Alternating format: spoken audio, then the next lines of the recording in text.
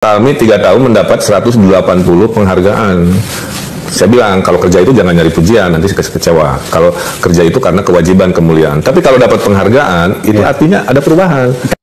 Satu denggei orang Jawa Barat mau bisa berobat ke BPJS.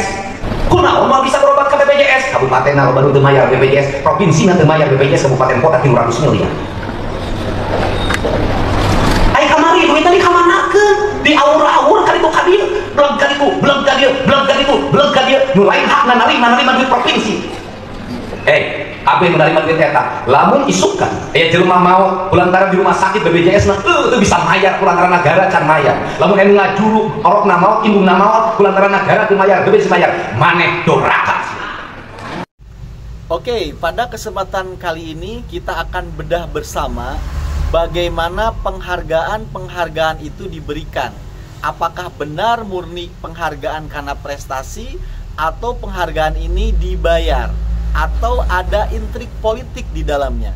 Saya akan sajikan kepada kalian data dan faktanya, tentu dari sumber yang kredibel.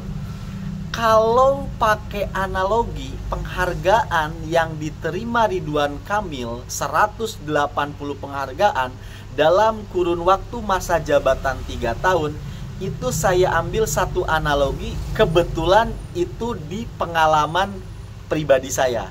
Jadi saya punya bisnis jualan pakaian pria ataupun distro, orang-orang bilang ya, dari mulai topi, celana dalam sampai sepatu semua ada di toko saya. Saya buka lowongan waktu itu yang melamar satu lulusan SMA, memberikan menyodorkan kepada saya penghargaan-penghargaan yang dia dapat, nilainya juga tinggi-tinggi, ya kan? Sering ranking 1 di sekolahnya, ya begitu. Yang satu anak SMP, ya lulusannya beda nih. Yang satu SMA, yang satu SMP. Nah, yang SMP ya dia ngomong apa adanya. Saya di sekolah ya nggak pinter-pinter amat, begitu kan? Nggak punya penghargaan apapun. Oke. Kemudian kedua orang ini yang lulusan SMA dengan segudang penghargaan, dengan prestasi yang berjubel, nilai yang sangat tinggi, dan yang SMP yang apa adanya.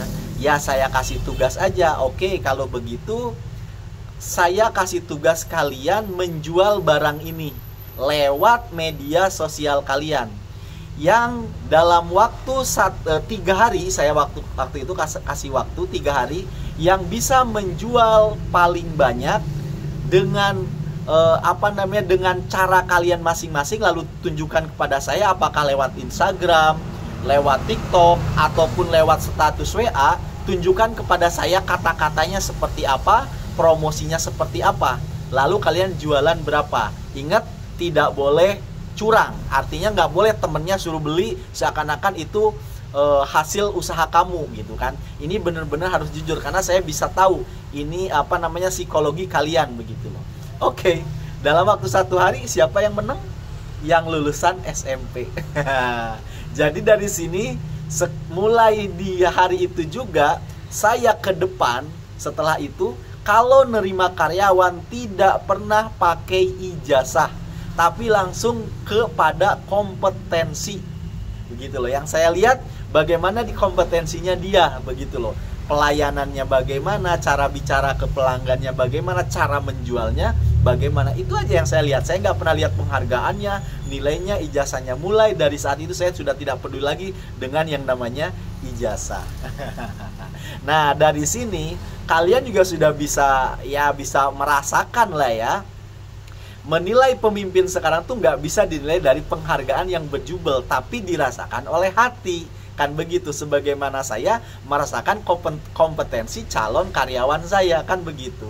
Nah, pada kesempatan kali ini, yuk sama-sama akan kita bongkar sebenarnya penghargaan-penghargaan ini bagaimana sih proses mendapatkannya. Oke, kita mulai dulu ya dari Adipura. Kalian tahu ya, penghargaan Adipura biasanya di satu kota itu dibikin langsung, kalau dia dapat penghargaan Adipura langsung dibikin tugunya, Tugu Adipura.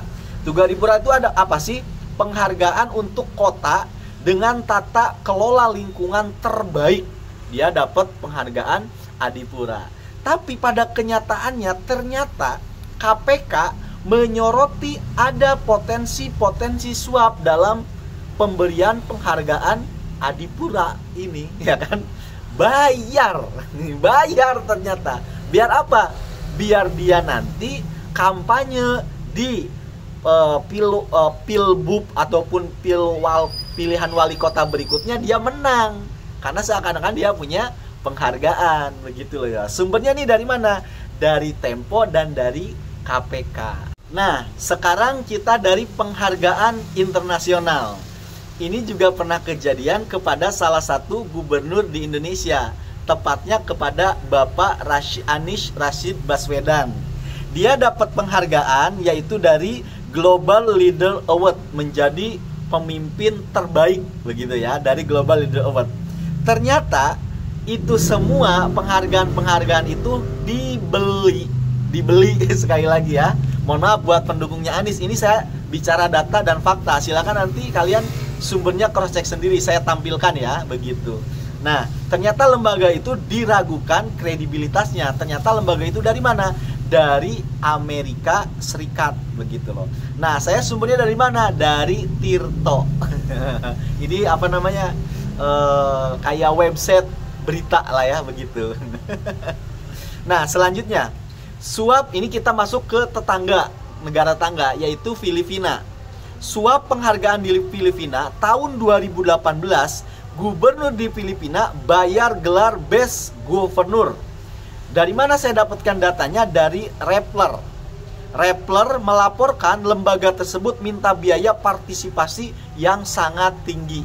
Ternyata di negara-negara berkembang ya, penghargaan macam ini sudah umum terjadi, itu semua adalah bayaran. Aduh, kacau. Dari mana sumbernya? Dari Rappler. Selanjutnya, selanjutnya nih ada praktik pay to win award. Nah, ini sudah maklum terjadi ya, sudah marak terjadi lah ya. Lembaga seperti World Quality Commitment Award bersifat komersial. Kalau komersial berarti apa? Lu bayar gitu loh, dapetin penghargaan itu, ya kan? Sumbernya dari mana? Dari majalah Forbes. Aduh. Kemudian selanjutnya, penghargaan sebagai alat pencitraan politik. Sumbernya dari Kompas. Nah, jadi kita sudah bisa baca bersama, semua penghargaan itu didapatkan dengan hasil nyogok, yang mana di dalamnya itu ada intrik politiknya, ada kepentingan politiknya. Ya, begitu. Misalkan supaya dia nanti terpilih lagi di pilihan gubernur selanjutnya, ya kan? Maka lembaga-lembaga ini akan dapat kucuran dana hibah. Itu arahnya ke sana. Bolehlah misalkan tidak dibayar, ya kan? Tiba-tiba lembaganya itu tiba-tiba ngasih penghargaan aja kepada misalkan pada Ridwan Kamil. Tetapi ini menggunakan sistem balas budi, hutang budi. Tapi ingat, kalau lu nanti terpilih lagi ataupun ketika lu menjadi gubernur, gelontorkan dana hibah. Maka gak heran kalau dana hibah yang digelontorkan oleh Ridwan Kamil itu sampai dengan yaitu triliunan, begitu loh. Ya, buat apa? Untuk balas budi terhadap 180 penghargaan dalam kurun waktu masa jabatan 3 tahun. Nah, dari sini kalian netizen Indonesia bodoh banget kalau masih bisa dikibulin dengan hal-hal demikian. Udahlah, biarin. Deddy Mulyadi gak dapat penghargaan, yang dapat cacian dari lembaga-lembaga itu, masa bodoh, ya kan? Yang penting rakyatnya ngerasain gitu loh, ngerasain perubahannya. Mau orang-orang gubernur lain dapat penghargaan, Deddy Mulyadi malah dapat cemoohan, dapat penghinaan dari lembaga-lembaga itu. Dak ngurus, masa bodoh. Biarin aja lah, ya kan. Rakyat udah cerdas sekarang, udah nggak peduli yang begitu-begituan. Pencitraan aja, ya kan. Yang penting rakyat, bos, yang ngerasain gitu loh. Udah biarin lah. Buat Kang Deddy Mulyadi, hajar terus Kang. Oke, hajar terus. Kita buat rakyat Indonesia nggak peduli dengan penghargaan gitu. Masya bodoh, sabodoting. Kita tetap support terus Kang Deddy Mulyadi.